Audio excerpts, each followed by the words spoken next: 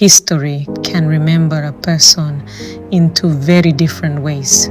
It can remember how they died, or it can remember how they lived. For Bola Ige, the tragedy of his assassination has sometimes overshadowed the remarkable career that came before it. He was a lawyer, a politician, a former governor, a federal minister, and at the time of his death, Nigeria's Attorney General and Minister of Justice. But his story began long before December 23, 2001. Bola Ige belonged to a generation of Nigerian politicians shaped by the struggles of the country's early political history. He became associated with the political tradition of Chief Oba Fehmi Awo Lohwo. He later served as governor of Oyo State during the Second Republic.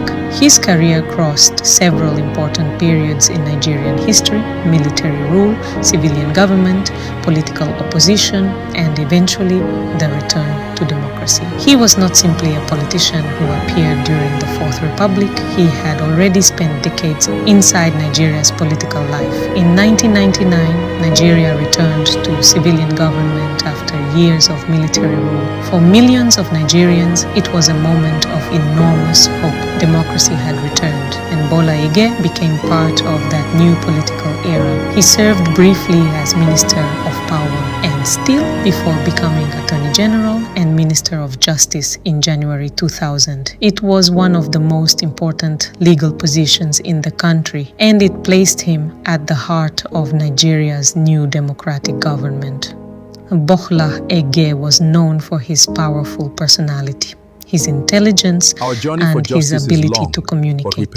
He was also known for his strong political opinions. Supporters saw him as an experienced statesman and an important voice for democracy and constitutional government. His political career was not without controversy. Like many major political figures, he had political opponents, but he also had supporters, colleagues, and people who respected his legal and political experience. That complexity is important because historical figures are rarely simply heroes or villains. They are people with complicated careers and complicated legacies.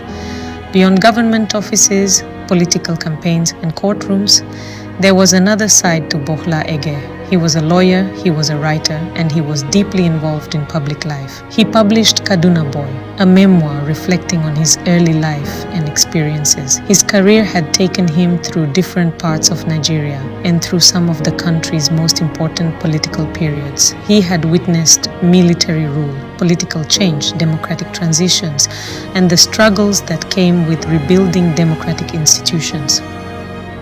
Then, on December 23, 2001, everything changed. Bola Ige was assassinated at his residence in Ibadan. Nigeria lost a serving federal minister. His family lost a husband, a father, and a relative. His colleagues lost a political ally. And the country lost one of its most prominent public figures. But the impact did not end with his death.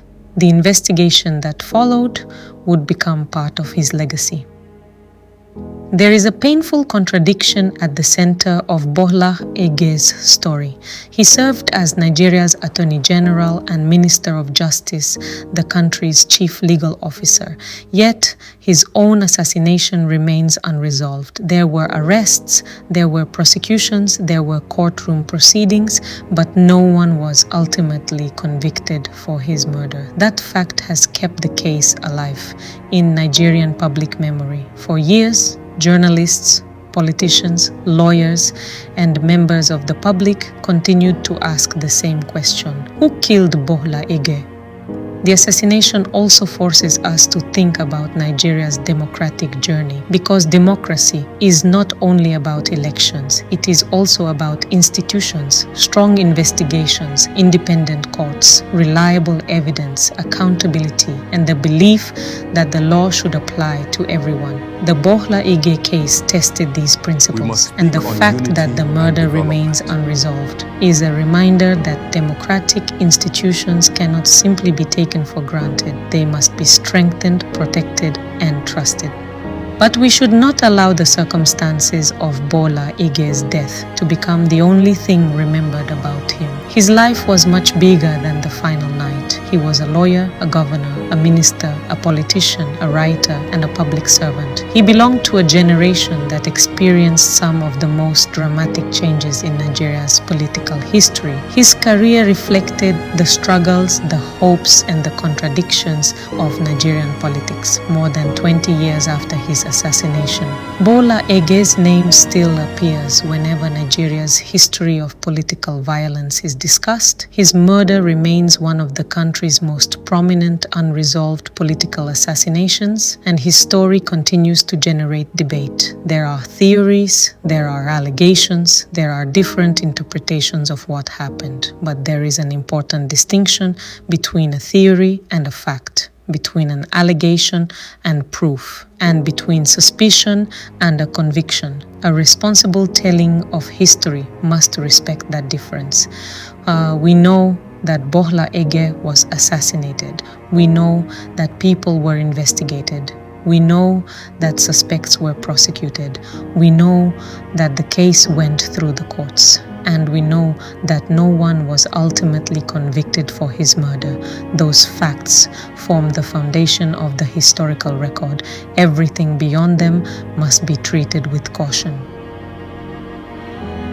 Who ordered the assassination? Who carried it out? Was there a wider political conspiracy? Were important investigative opportunities missed?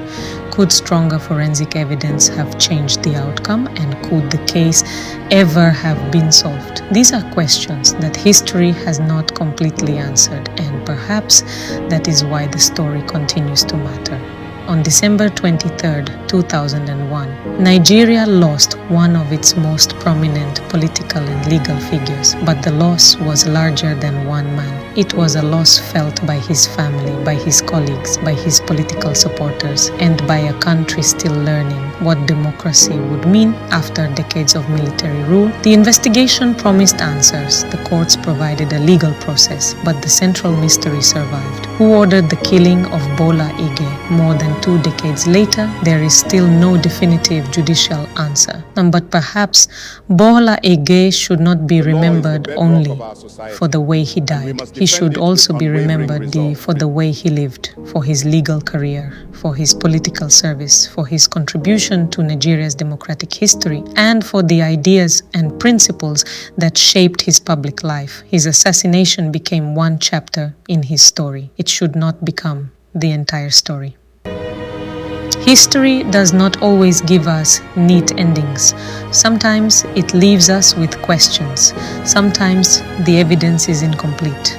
Sometimes justice arrives late, and sometimes the unanswered question becomes part of the history itself. The story of Bola Ige is one of those stories, a life remembered, a nation still asking questions, and a case that remains unresolved. This is the story of Bola Ige, a lawyer, a politician, a statesman, and a man whose death left a question that Nigeria has never fully answered.